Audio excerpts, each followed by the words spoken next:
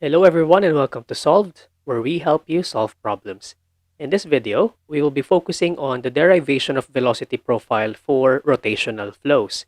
Rotational flow is often overlooked in some examples, but it actually has some unique applications such as in the measurement of viscosity of viscous substances. Let's try to derive the velocity profile by considering this example. A viscous liquid is placed in the annular region of two vertical concentric pipes. The outer pipe is fixed, having an inner diameter of 2.5 centimeters. The inner pipe can rotate and has an outer diameter of 2.4 centimeters. Derive the velocity profile of the liquid assuming laminar flow and constant angular velocity of the inner pipe. Let's go ahead and solve this problem.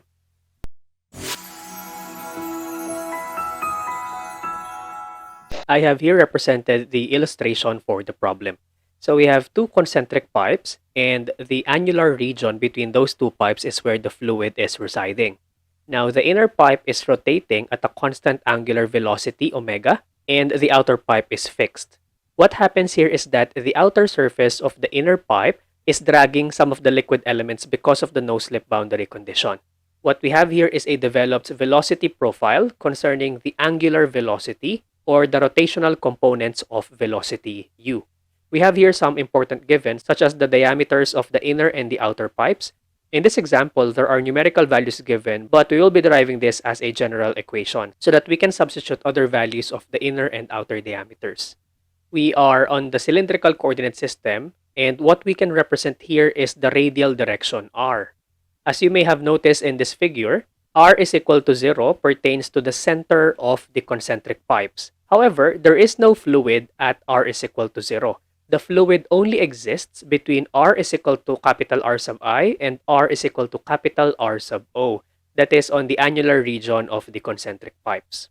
If you also notice our represented velocity profile, the velocity is highest for the fluid element that is directly adjacent to the inner pipe. That is because, due to the no-slip boundary condition, the velocity at r is equal to R sub I must be equal to the angular velocity of the rotating inner pipe. In contrast, since the outer pipe is fixed, the velocity of the fluid element directly adjacent to that surface must not be moving. That's why here, it has the minimum velocity. Okay? Please keep in mind that this figure is not to scale because in reality, the fluid film is much more thinner than what is represented here, and what you are looking at is the top view of the two concentric pipes. Here are our assumptions for the derivation. We are only considering laminar flow, and the flow is fully developed. Our fluid is incompressible and Newtonian.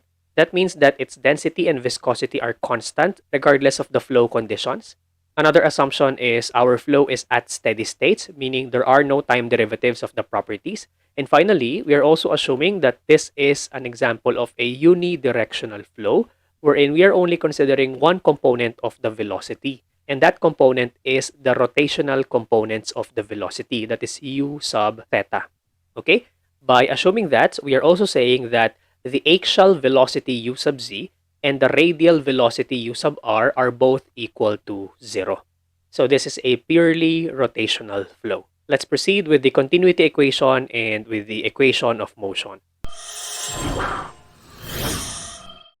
I have here the continuity equation for the cylindrical coordinate system, as well as the equation of motion for the cylindrical coordinate system, but I only included the rotational axis, that is theta. Let's simplify first the continuity equation. The first term of the continuity equation is 0 because of our assumption of steady states. Therefore, there are no time derivatives. The second term is also 0 because our flow is non-radial. It's only in the rotational direction. So u sub r is equal to 0. Our third term will stay because we do have the rotational component of the velocity, but the final term will also be 0 because there is no axial velocity u sub z. Therefore, our continuity equation simplifies to 1 over r partial with respect to theta of rho u theta is equal to 0. Now let's move on to the equation of motion. Using the simplification of the continuity equation, we can immediately cancel one of the terms from the equation of motion. That is the third term on the left-hand side equation because it says that the variation of the rotational velocity with respect to the rotational axis is equal to 0. The first term on the left-hand side of the equation of motion is also equal to 0 because it's a time derivative and we are at steady states. The second term will also be equal to 0 because there is no radial velocity in this case.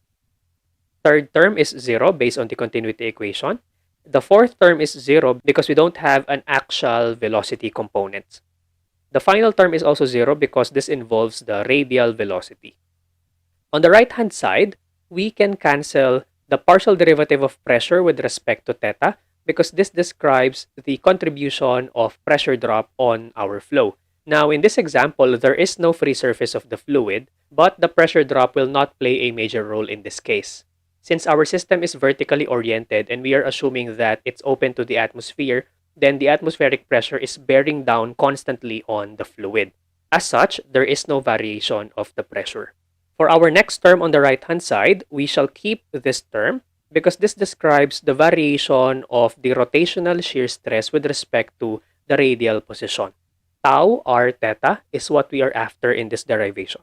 The next term after that is 0 because this describes the variation of the rotational shear stress with respect to the rotational axis. And this has to be 0 because of our assumption of fully developed flow.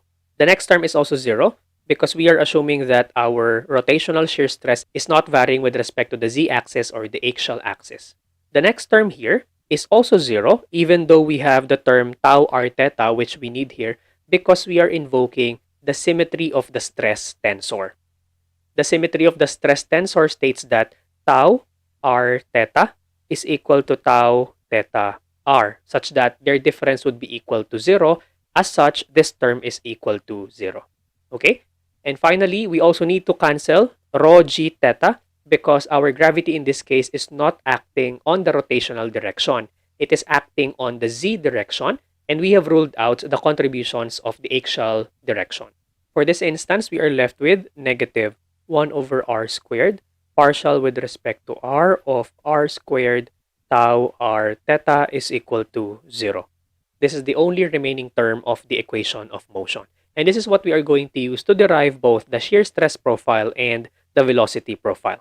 Simplifying, this then becomes the partial with respect to r of r squared tau r theta is equal to 0. Integrating, this becomes r squared tau r theta is equal to constant C1. Now let us look for the value of C1 by applying boundary conditions. Our first boundary condition that we can apply is the conditions at the surface of the rotating pipe. That is, at r is equal to r sub I.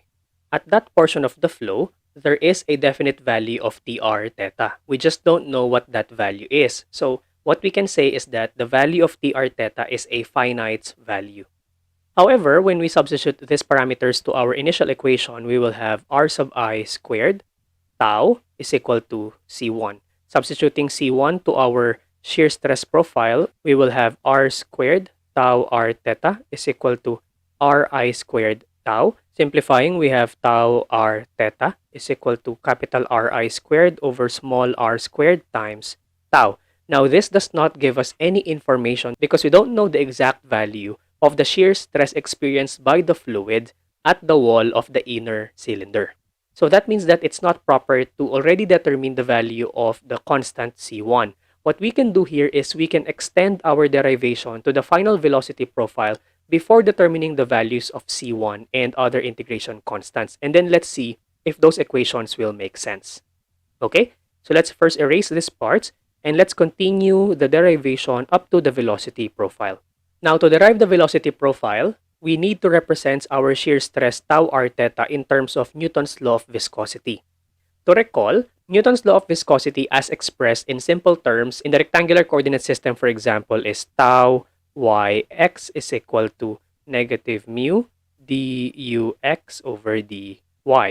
This is only applicable for linear or rectangular flow. In our case, since this is rotational flow, our velocity in the equation should not be a linear or a tangential velocity. This should be an angular velocity. In our case, u sub theta is a tangential velocity in the rotational direction theta.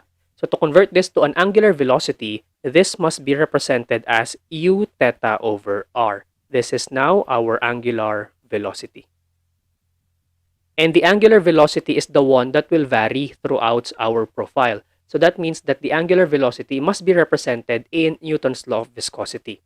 So the way on how we'll do that is our tau r theta would now be equal to negative mu multiplied by r times the derivative with respect to r of u theta over r. Notice that what's inside of the derivative is now the angular velocity, and we have introduced the parameter r outside of the derivative such that if r is constant, we can simply move that out of the derivative and that would cancel with the r on the outside. Now with this form of Newton's law of viscosity for rotational flow, we can substitute this to our initial expression. We will have r squared times negative mu r d over dr u theta over r is equal to c1. Rearranging, this is now d over dr of u theta over r is equal to negative c1 over mu r cube. Integrating this expression, we now have u theta over r is equal to negative c1 over mu r squared times the integrating factor negative 1/2 plus another constant of integration c2. Simplifying, this becomes u theta is equal to c1 over 2 mu r plus c2 r. This is now our general solution for the velocity profile. But for this to become the velocity profile specific to our problem, we have to solve for the values of c1 and c2. And for that, we have to supply two boundary conditions. Let's start with the easier one. For our first boundary condition, let us apply the no-slip boundary condition on the boundary that is not moving. If you go back to our illustration, our outer boundary r sub o is not moving because that is fixed, and what is moving is our inner boundary r sub I. Therefore, these two boundaries can already be our boundary conditions. Our first boundary condition is at the conditions of the outer boundary, that is at r is equal to r sub o. Your velocity there is equal to 0 because of the no-slip boundary condition, the fluid element is not moving. Okay? The second boundary condition will be for the inner boundary. Let's go back. Our first boundary condition, at small r is equal to r sub o, or at our outer boundary, we say that the velocity u theta is equal to 0. Substituting to our above equation, this becomes 0 is equal to c1 over 2 mu r sub o plus c2 times r sub o. For our second boundary condition, we say that at r is equal to r sub I, the angular velocity of the fluid element is equal to the constant angular velocity at which the inner pipe is being rotated. Okay? And since small r is equal to capital Ri in this boundary condition, this becomes u theta is equal to omega times capital R sub I. Keep in mind that omega in this case is a constant value. This is the constant angular velocity of the inner cylinder. Substituting these parameters to our velocity profile, we have omega r sub I is equal to c1 over 2 mu r sub I plus c2 r sub I. We have our first equation here and our second equation here. We can solve these two equations to solve for the values of the constants c1 and c2. However, there are too many parameters in here. So it would be helpful if we can recognize another way of representing similar variables. One example of that is how we represent r sub o and r sub I. One way of simplifying this is to introduce the parameter k, which is the ratio of the radii of the inner and the outer cylinders. If we say that k is r sub o over r sub I, k will have a value greater than 1 such that we can solve for the value of r sub o simply by multiplying r sub I with the value of k. Okay, this will also replace all mentions of r sub o with r sub I k. So we can change our equation 1.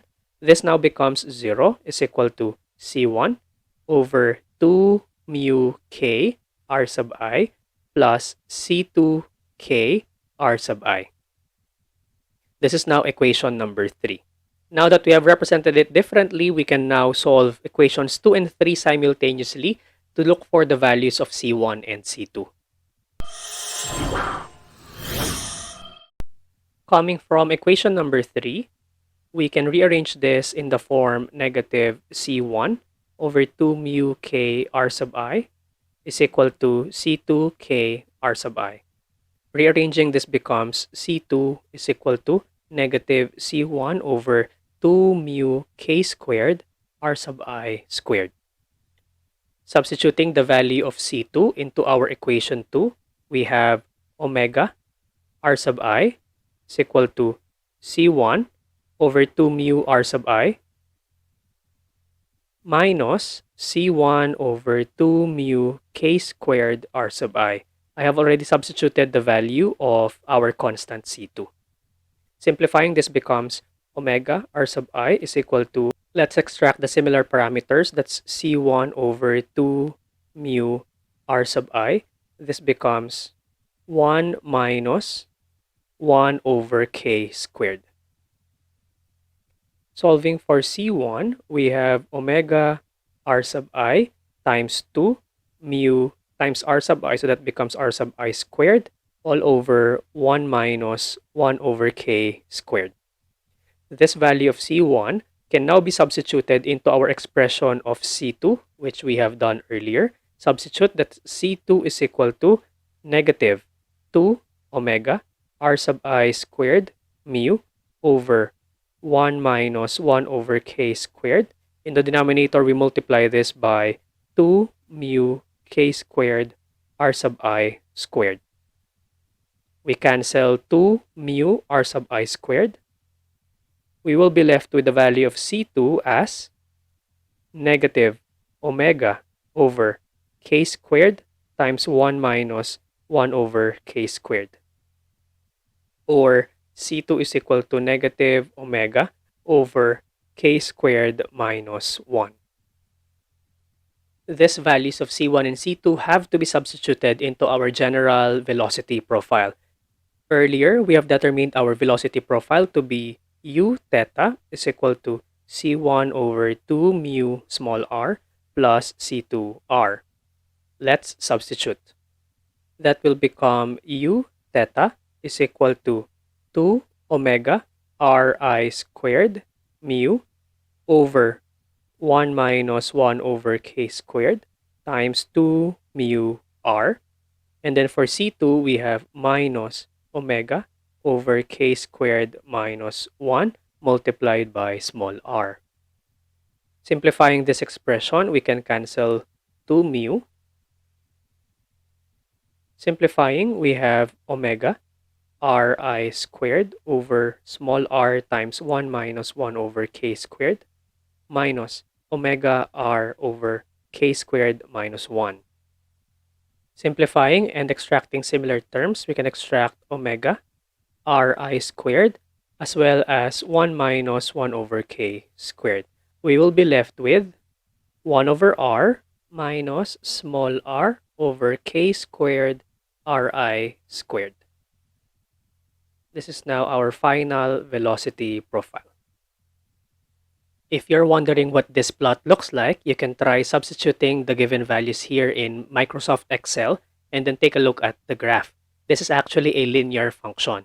Therefore, we say that the tangential rotational velocity is linearly distributed within the radius of the annulus. Okay, if ever you will try to graph this, you already have the value of r sub I given in the problem, as well as the value of k, which is the ratio of r sub o over r sub I. The only thing that you will be assuming is the value of omega, or the angular velocity of the inner pipe.